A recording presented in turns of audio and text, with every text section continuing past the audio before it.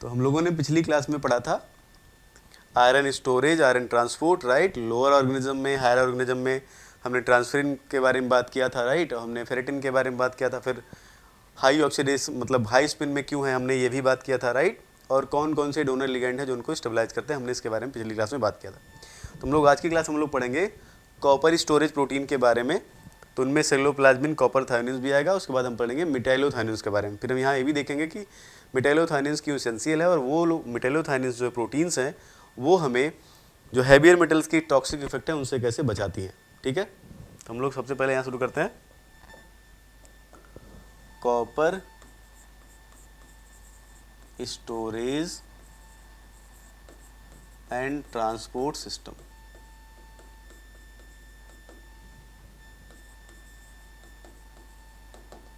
ठीक है,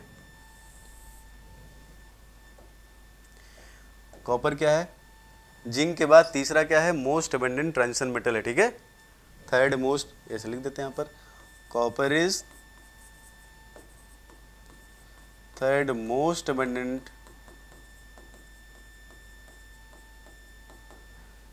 transition metal in human body. Transition metal in human body. और बहुत जगह कॉपर होता है, जैसे हीमोसाइनिन है, टाइरोसिनेज है, राइट। ब्लू कॉपर प्रोटीन्स हैं उनमें सब में। ठीक, कहाँ स्टोर होता है, copper is mainly stored in या mainly found in liver, right. या यहीं पे स्टोर कह सकते हो, फाउंड इन स्टोर इन एक ही बात है।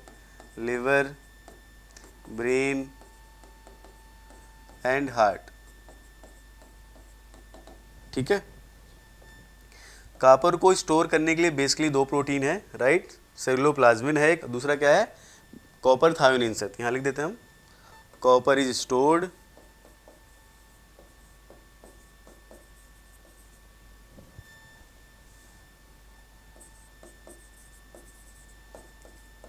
in form of copper thioneins। यहाँ से एक चीज लिखते हैं, कॉपर थायोनिन जो है ना बेसिकली किसमें, सेल में, राइट।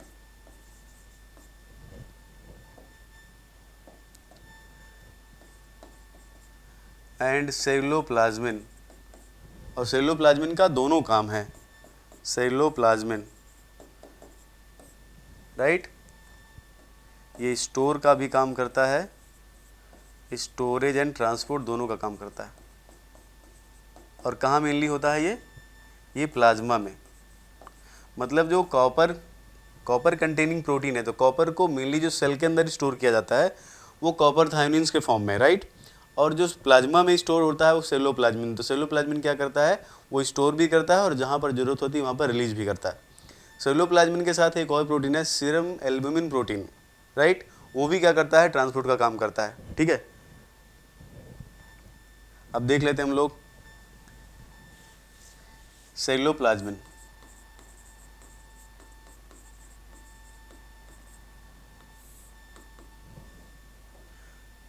फंक्शन क्या है इसका, कॉपर स्टोरेज, दोनों है, copper storage and transport, right. एक काम और करता है, क्या करता है ये, oxidation of iron 2+ to iron 3+, right. During कब, ड्यूरिंग आयरन ट्रांसपोर्ट, जो कि ज़रूरी है। अगर ये नहीं होगा तो क्या हो जाएगा, फिर ये नहीं होगा तो क्या हो जाएगा, एनीमिया, क्योंकि हीमोग्लोबिन की कंसंट्रेशन कम हो जाएगी अगर आयरन की सप्लाई प्रॉपर नहीं हुई तो। ठीक है, इवन मैंने आपको बताया ट्रांसफेरिन जो है किससे बाइंड करता है, +3 से। तो जो +2 रिलीज होता है आरबीसी की डैमेज होने की वजह से, उसको +3 में जब तक कन्वर्ट नहीं किया जाएगा, ट्रांसफेरिन उसको कैप्चर नहीं करेगा, कैप्चर करके उसको बोन मैरो में नहीं ले जाएगा जहाँ पर आरबीसी और हीमोग्लोबिन वहाँ पर सब कुछ सिंथेसाइज हो रही है, राइट। अगर ऐसा नहीं हुआ तो इसका मतलब आयरन की डिफिशियंसी हो जाएगी। जहाँ पर हीमोग्लोबिन की सिंथेसिस हो रही है तो कुल मिला के क्या हो जाएगा, एनीमिया क्रिएट हो जाएगा। इसीलिए कॉपर की डिफिशियंसी से भी एनीमिया होता है। ये पिछली क्लास हम लोग पढ़ चुके हैं। और देखो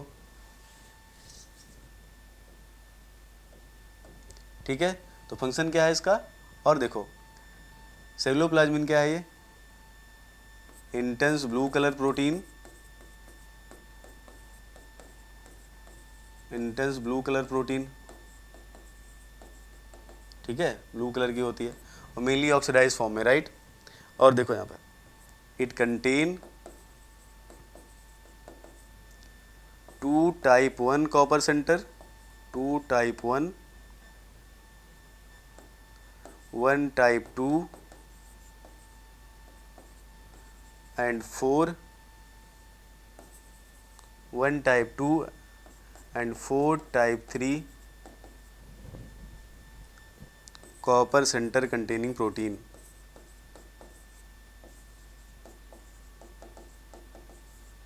मतलब मल्टी कॉपर प्रोटीन है ये, ठीक है। ये टाइप 1 क्या होता है, टाइप 2 क्या होता है, ये हम लोग जब पढ़ेंगे ब्लू कॉपर प्रोटीन तो हम लोग पढ़ेंगे इसके बारे में, ठीक। तो ये बेसिकली इसका काम है, ठीक है। अब देखो मान लो कि किसी पर्सन में या किसी पर्सन में जो है सेलुलोप्लाज्मिन की सिंथेसिस कम हो जाए। अगर सेलुलोप्लाज्मिन सिंथेसाइज नहीं होगी प्रोटीन, तो इसका मतलब है वो कॉपर का स्टोरेज कम हो जाएगा। भाई सेलुलोप्लाज्मिन कॉपर को स्टोर कर रही है, अगर सेलुलोप्लाज्मिन ही सिंथेसाइज नहीं हुई, इसका सिंपल सा मतलब है कि कॉपर का स्टोरेज नहीं हो पाएगा। कॉपर का स्टोरेज अगर नहीं हो पाएगा तो इसका मतलब कॉपर प्लाज्मा में क्या हो जाएगा, ज़्यादा, राइट। और कॉपर 2+ क्योंकि रिडॉक्स एक्टिव मेटल है तो कई तरह के रिडॉक्स रिएक्शन को जनरेट कर सकता है। तो जो एक्सेस कॉपर हो जाता है जब प्लाज्मा में, because of low level of storage of copper, क्यों ऐसा हो जाता है, क्योंकि सेलुलोप्लाज्मिन की सिंथेसिस हैम्पर होती है। तो एक डिजीज होती है जिसको हम लोग क्या बोलते हैं, विल्सन डिजीज, राइट। यहाँ मैं लिख देता हूँ, विल्सन डिजीज के बारे में थोड़ा ध्यान रखना आप। Wilson disease, Wilson disease, it is due to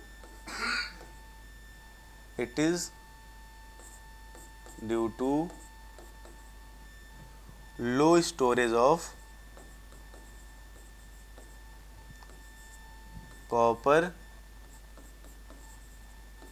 by celloplasmin।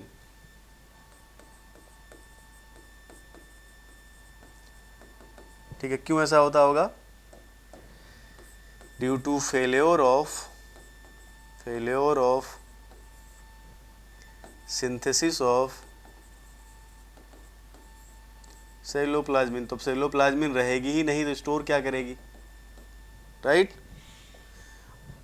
इससे क्या होगा, resulting into excess copper in plasma, right. और ये फाइनली क्या हो जाएगा इससे, Wilson disease, right. Wilson disease में सबसे एक खास बात क्या होती है, जो कॉर्निया होती है इसकी, उसमें रेड और ब्राउन कलर की रिंग्स बन जाती हैं, ठीक है। एक इंपॉर्टेंट सिम्टम में लिख देता हूँ इसका यहाँ पर, red brown colour rings on cornea, ठीक है। और डिफिशियंसी से कॉपर के क्या हो जाता है, अगर मान लो कि बॉडी में जो कॉपर का अब्जॉर्प्शन ना हो ठीक से, या जो इंटेस्टाइन है उसमें कुछ डिफेक्ट आ जाए जिसकी वजह से क्या हो, कॉपर का अब्जॉर्प्शन ना हो, तो डिफिशियंसी हो जाएगी। तो उसमें एक डिजीज हो जाती है, खासकर बच्चों में होती है, वो उसको बोलते हैं मेंकीस किंकी हेयर सिंड्रोम, राइट। तो यहाँ लिख देता हूँ मैं,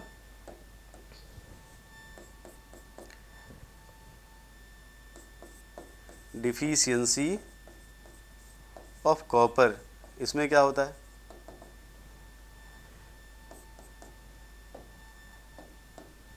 डिजीज, अच्छा यहाँ पे क्या हो जाता है, मेंकिस किंकी हेयर सिंड्रोम, ठीक। क्यों होता है, डिफिशियंसी ऑफ कॉपर से, ये डिजीज है, राइट।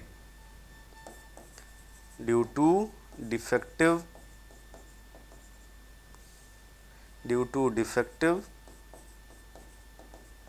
absorption by इंटेस्टाइन, ठीक है। इंटेस्टाइन मतलब सिंपल है कि कॉपर 2+ का एब्जॉर्प्शन नहीं होता है, ठीक है। तो बेसिकली क्या होता है, बच्चों में होता है इंटेस्टाइन, इन्फेंट में, ठीक। तो ध्यान रखना दो डिजीज के बारे में, ये कॉपर की वजह से हो रहा है, एक्सेस ये डिफिशियंसी की वजह से हो रहा है और एक्सेस की वजह से हो रहा है। ये ध्यान रखना इसमें एक्सेस की वजह से क्यों हो रहा है, बिकॉज ये तब होता है जो सेलुलोप्लाज्मिन कॉपर को स्टोर नहीं कर पाती। कॉपर का एक्सेस नहीं हुआ है, राइट। कॉपर बॉडी में उतना ही है नॉर्मल कंडीशन में, लेकिन कॉपर को स्टोर करने वाली प्रोटीन होती है, वो प्रोटीन ही नहीं है, तो कॉपर नॉर्मल कंडीशन में भी जो है एक्सेस लगता है, राइट। तो उस समय जो है कौन सी डिजीज आती है, विल्सन डिजीज। अब लोग आगे पढ़ते हैं मिटाइलोथायोनिन्स के बारे में। अब देखो हम यहाँ पर जिंक स्टोरेज के लिए अलग से कोई नहीं प्रोटीन पढ़ रहे हैं, क्योंकि मिटाइलोथायोनिन्स जो है वो जिंक स्टोरेज का भी काम करती हैं, ठीक है। जो जिंक स्टोरेज का काम करती है, इवन जो कॉपर थायोनिन हमने पढ़ा वो भी एक एग्जांपल किसका है, मिटाइलोथायोनिन्स का। भाई मिटाइलो में मेटल आगे लग गया है, कॉपर लगा दोगे तो कॉपर थायोनिन्स, जिंक लगा दो तो जिंक थायोनिन्स हो जाएगा। तो हम लोग पढ़ते हैं कॉपर थायोनिन्स के बारे में। हम लोग पढ़ते हैं मिटाइलोथायोनिन्स के बारे में, राइट। मिटाइलोथायोनिन्स,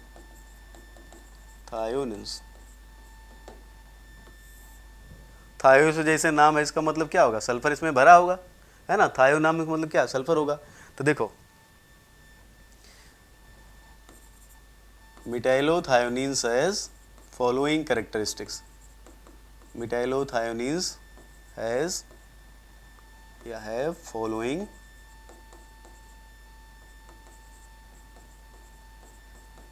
कैरेक्टरिस्टिक्स। देख लेते क्या क्या कैरेक्टर इसका। These are low molecular weight protein, low molecular weight protein, right, low molecular weight protein जिसमें molecular weight approximately कितना होता है, 60 किलो डाल्टन। याद छोड़ो, वेट याद तो ऐसे भी नहीं करना हमें, ठीक है। लो मॉलिकुलर वेट, यहाँ एक चीज जोड़ लेते हैं यहाँ पर, low molecular weight cysteine rich protein, ये इंपॉर्टेंट है, right. Found in fungi, right, और मैमल्स में भी होता है, राइट। प्लांट्स में कुछ मैमल्स, राइट, इनमें सब में होता है, मतलब हम लोग के अंदर भी है, ठीक है। सेकंड, जो ये मिटाइलोथायोनिन्स है, इसमें 1/3 क्या होता है, सिस्टीन अमीनो एसिड। मतलब अगर पूरा इसके पास 100 अमीनो एसिड की चेन है, 100 अमीनो एसिड यूनिट है, तो इसका मतलब इसमें जो है 1/3 मतलब अप्रॉक्सीमेटली 33 जो अमीनो एसिड होंगे क्या होंगे, वो सिस्टीन, राइट। तो 1/, ऐसे लिखते थे मिटाइलोथायोनिन्स, ऐसे लिखते 1/3 amino acids of mitylothioneins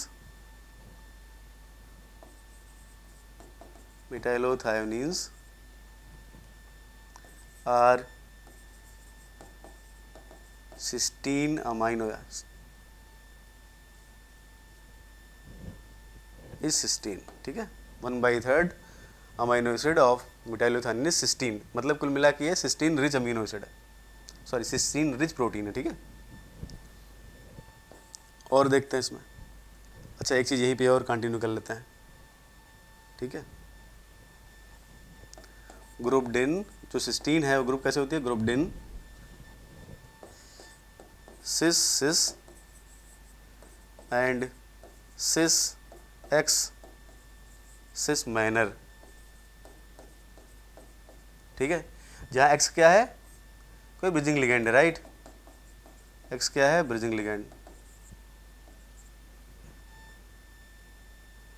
bridging item लिख दो, ठीक है, कोई कोई आइटम होगा, ठीक। एक चीज़ देखो, किसी भी यहाँ जो मिटाइलोथायोनिन से, इसमें sulphur to sulphur bond containing amino acid नहीं होता, right. No S S sulphur sulphur, no sulphur sulphur bond containing amino acid, ठीक है। एक चीज और,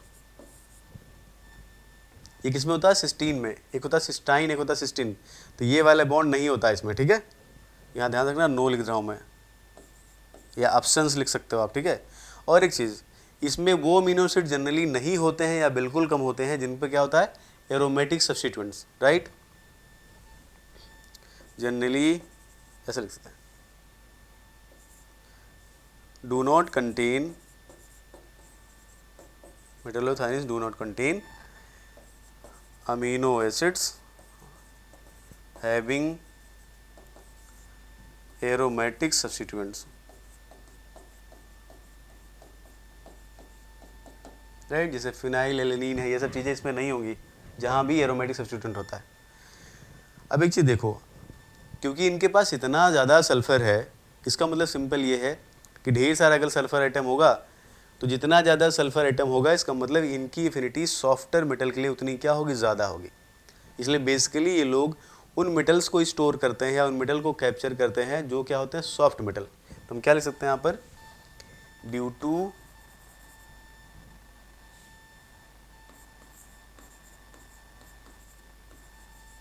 cysteine rich amino acid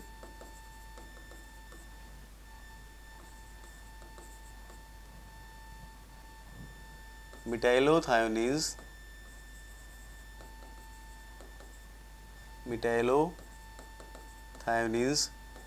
prefer to bind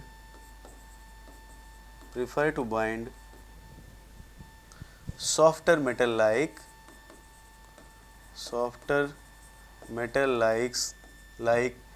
silver, right, copper, ठीक है, कॉपर 1 भी, कॉपर 2 भी, ठीक, copper 1, copper 2, zinc, cadmium, mercury, ETC, इनको बाइंड करते हैं। अब देखो, क्योंकि और एक चीज़ ध्यान रखो, मेटाइलोथायोनीन जो होता है वो सिंगल एक आइटम को नहीं, मेटल के एक आइटम को नहीं बाइंड करता, कई सारे मेटल आइटम को बाइंड करता है। क्यों? अरे क्योंकि ढेर सारे सिस्टीन है ना, तो इसका मतलब कई सारे को बाइंड कर सकते हैं। अब कितने को बाइंड करेंगे, कितने को नहीं बाइंड करेंगे, डिपेंड करेगा कि ज्योमेट्री क्या है। जैसे मान लो कि अगर हमारे पास एक मेटल कटायन है जो टेट्राहेड्रल ज्योमेट्री में है, तो 4 सिस्टीन के सल्फर लग जाएंगे, राइट।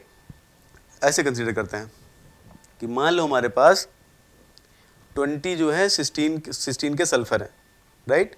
सिस्टीन के सल्फर या सिस्टीन ग्रुप जो हमारा सिस्टीन अमाइनो एसिड है उसके सल्फर कितने हैं, 20। और हमारे पास एक जो हमारे पास मेटल कटायन है उसके चारों तरफ जो इन्वायरमेंट है क्या है, टेट्राहेड्रल। तो अगर एक मेटल से 4 लोग जुड़ रहे हैं तो पॉसिबिलिटी ये है कि 20 से कितने, पॉसिबिलिटी ये है कि 20 अमाइनो से कितने जुड़ेंगे, 5 मेटल से। तो इस तरह से depending upon metal cation, right, कितना ज़्यादा नंबर है कितना नहीं नंबर है, और डिपेंडिंग अपॉन कोऑर्डिनेशन नंबर, जो मेटल कंटेन करते हैं ये लोग, उसका नंबर वेरी कर सकता है, कहीं पे 10 हो सकता है, कहीं पे 5 हो सकता है, कहीं पे और ज़्यादा हो सकता है या कम हो सकता है, उस पर करता है। बट इतना ज़रूर है कि हाँ, ये लोग जो है एक से ज़्यादा मेटल को एक साथ क्या है, कैप्चर करते हैं, ठीक है। अब देखो अच्छा एक चीज़ देखो यहाँ से इंपॉर्टेंस क्या है, क्योंकि ये जो है अच्छा देखो यहाँ से एक चीज़ और, तो ये कॉपर 2 प्लस जिंक 2 प्लस है ना, तो ध्यान रखना कि ये कॉपर 2 प्लस जिंक प्लस 2 को क्या है, स्टोरेज का भी काम करता है। स्टोरेज बेसिकली कॉपर 2 में ही रहने दीजिए, 1 में भी होता है, राइट, ठीक है, कुछ 1 में भी होता है, storage of copper and zinc, right. तो ये भी ध्यान रखना कि जिंक जो है मेनली किस फॉर्म में स्टोर होता है, जिंक थायोनिन्स, राइट। अब एक चीज़ यहाँ पे देखो इंपॉर्टेंट, हमें पता है ये टॉक्सिक मेटल है, ये कैडमियम टॉक्सिक मेटल है, राइट। तो ये हैवियर मेटल्स को अगर ये कैप्चर करेगा, इसका मतलब हमें क्या करे, ये हम लोगों को, मैमल्स में क्योंकि होता है, तो हम लोगों को क्या करता है, जो हैवियर मेटल के टॉक्सिक इफेक्ट हैं उनसे बचाता है। लेकिन एक चीज़ ध्यान रखना है, एक पर्टिकुलर लेवल तक होगा ये, ठीक है। अब ऐसा नहीं कि मरकरी की बॉटल पी लिए तो बच जाएंगे हम लोग, तभी कुछ नहीं कर पाएगा, लेकिन एक पर्टिकुलर लेवल तक क्या करता है, बचाता है, क्योंकि इनको, इसके पास सिस्टीन रिच अमीनो एसिड है और ये लोग क्या है, ये लोग भी सॉफ्टवेयर मेटल है, तो इनके लिए एफिनिटी क्या होगी, ज़्यादा। तो इसका मतलब सिंपल है, मेटाइलोथायोनीन सिर्फ स्टोरेज का काम नहीं कर रहा है कि कॉपर और जिंक को स्टोर कर रहा है, ये हम लोगों को इन हैवियर टॉक्सिक मेटल की टॉक्सिसिटी से भी बचाता है। तो हम लोग लिख सकते हैं यहाँ पर, ड्यू टू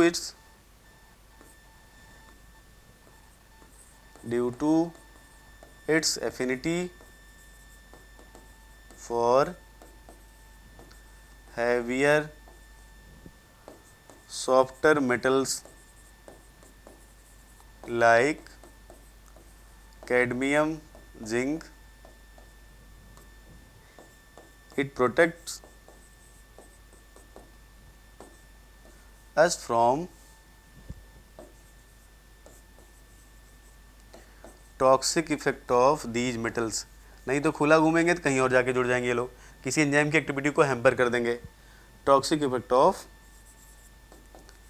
दीज मेटल्स, ठीक है। तो इसका मतलब मेटालोथानिन जो है प्रोटेक्शन का भी काम कर रहा है, ठीक। अब आगे चलते हैं, यहां देखते हैं।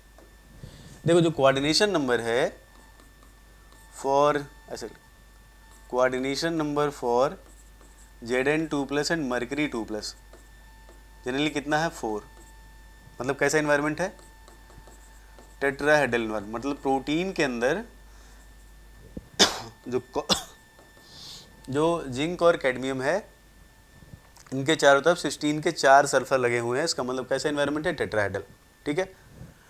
मरकरी के केस में फॉर मरकरी 2+, अगर लो कोऑर्डिनेशन नंबर होगा मरकरी के लिए क्या है, अगर लो अच्छा फॉर मरकरी अगर लो कंसंट्रेशन होगी मरकरी की, राइट, लो कंसंट्रेशन मतलब lesser number of mercury, low concentration मतलब lesser number of Hg2+ ions. मतलब जो मेटालोथायनिन्स है अगर वो कम नंबर ऑफ Hg2+ को स्टोर किया हुआ है तो फिर इसका मतलब हर एक मरकरी के चारों तरफ लिगैंड का नंबर क्या होगा, ज़्यादा, सिस्टीन का नंबर क्या होगा, ज़्यादा। तो बेसिकली कोऑर्डिनेशन नंबर क्या आता है तब 4। कैसा इन्वायरमेंट, टेट्राहेड्रल। लेकिन अगर मेटालोथायनिन्स ने मोर नंबर ऑफ या in presence of more number of mercury, अगर ज़्यादा मरकरी हो गए तो सिंपल सी बात है फिर 4 नहीं हो पाएगा। फिर कोऑर्डिनेशन नंबर जनरली क्या होती है 2। कैसा अरेंजमेंट, लीनियर। और आप जानते हो मरकरी जो है वो लीनियर को फेवर भी करता है, ठीक है। D10 वाले सिस्टम जनरली किसको फेवर करते हैं, लीनियर ज्योमेट्री को। और अगर यहीं पे कॉपर और सिल्वर की बात की जाए तो कॉपर सिल्वर में भी जनरली जो होता है देखा गया है generally coordination number is less than 4। देखो जहाँ पे भी कोऑर्डिनेशन नंबर लेस देन 4 है इसका मतलब है कि वो लोग ऐसा, इसका मतलब ये हुआ कि वो मेटल जो है ज़्यादा कंसंट्रेशन में। ये सिंपल से मतलब ध्यान रखो, जब मेटल की कंसंट्रेशन ज़्यादा होगी तो कोऑर्डिनेशन नंबर कम हो जाएगा, जब मेटल की कंसंट्रेशन कम होगी तो कोऑर्डिनेशन नंबर क्या हो जाएगा, बढ़ जाएगा। बस मरकरी वाले में इंपॉर्टेंट है क्योंकि मरकरी लीनियर को फेवर करता है, इसलिए मरकरी में थोड़ा ध्यान रखना, ठीक है। तो ज़्यादातर आपको मरकरी के केस में ये देखने को मिलेगा, ठीक। बाकी सब में 4, इधर मोर कंसंट्रेशन तो कम तो 2 हो जाएगा, लीनियर अरेंजमेंट दिखाई देगा, ज़्यादा हो जाए तो, और अगर कम कंसंट्रेशन है तो 4 दिखाई देगा। इनके लिए भी देखा गया है कि जो इन्वायरमेंट इनके अराउंड है वो जनरली क्या होता है, कोऑर्डिनेशन नंबर लेस देन 4 होता है, मतलब 3, 2 ऐसे पॉसिबल है। कॉपर 1 भी जो होता है वो भी लीनियर को फेवर करता है, ठीक। तो ये मेटालोथायनिन्स के बारे में खत्म हो गया। तो हम लोगों ने आयरन स्टोरेज के बारे में पढ़ लिया, कॉपर स्टोरेज के बारे में पढ़ लिया, जिंक का हमने बात यहाँ पे किया ही है। तो देखो जो इंपॉर्टेंट मेटल है हमने उनके बारे में पढ़ लिया। इन्हीं के बारे में क्यों पढ़ रहे हैं, क्योंकि इनकी रिक्वायरमेंट हमारी बॉडी को ज़्यादा है, राइट। और जिनकी रिक्वायरमेंट बॉडी को ज़्यादा होती है उसके लिए body specific kind of mechanism develop करती है। तो सबसे ज़्यादा स्पेसिफिक किसके लिए था, आयरन के लिए, ठीक है। बाकी जो और ट्रांजिशन मेटल आयन है वो लो कंसंट्रेशन में होते हैं, राइट। मतलब उनको बॉडी को, उनकी रिक्वायरमेंट बॉडी के लिए क्या होती है, कम, तो उनके लिए कोई स्पेसिफिक स्टोरेज प्रोटीन या ऐसे करके कुछ ज़रूरत नहीं पड़ती, ठीक है। तो ये हमारा स्टोरेज और प्रोटीन वाला है, ये ख़त्म होता है, ठीक है। तो आगे हम लोग फिर नेक्स्ट लेक्चर फिर से आगे कंटिन्यू करें, कुछ और पढ़ेंगे, ठीक है। Thank you.